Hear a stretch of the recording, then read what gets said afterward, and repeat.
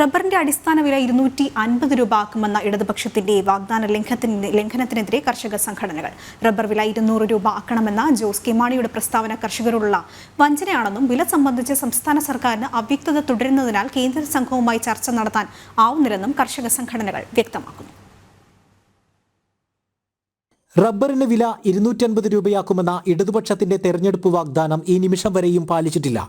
കണ്ണിൽ പൊടിയിട്ട് കർഷകരുടെ വോട്ട് വാങ്ങിയ CPM-ഉം കേരള കോൺഗ്രസ് ഉൾപ്പെടെയുള്ള ഘടകകക്ഷികളും റബ്ബർ കർഷകരോട് കാണിച്ചത് കൊടിയ വഞ്ചനയെന്ന് കർഷക സംഘടനകൾ ആരോപിക്കുന്നു.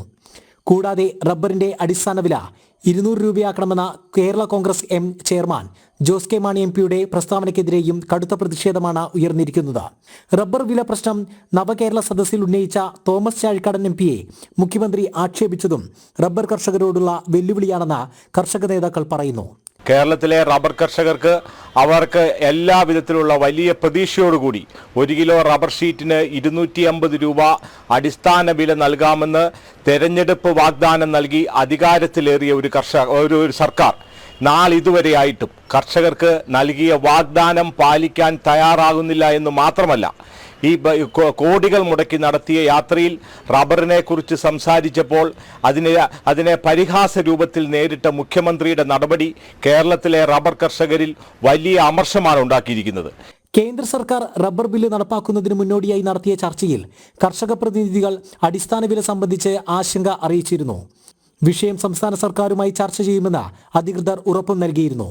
പക്ഷേ വില സംബന്ധിച്ച സംസ്ഥാന സർക്കാരിന് അവ്യക്തത തുടരുന്നതിനാൽ തുടർ ചർച്ചകളും ഫലം കാണുന്നില്ല.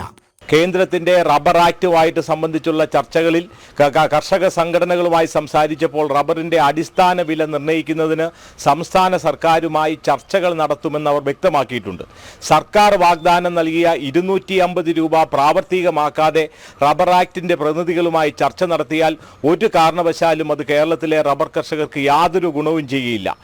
നിലവിൽ റബ്ബർ ബോർഡിന്റെ കണക്കുകൾ പ്രകാരം 1 കിലോ റബ്ബർ ഷീറ്റ് ഉൽപ്പാദിപ്പിക്കുന്നതിന് 200 രൂപയാണ് ചെലവ്.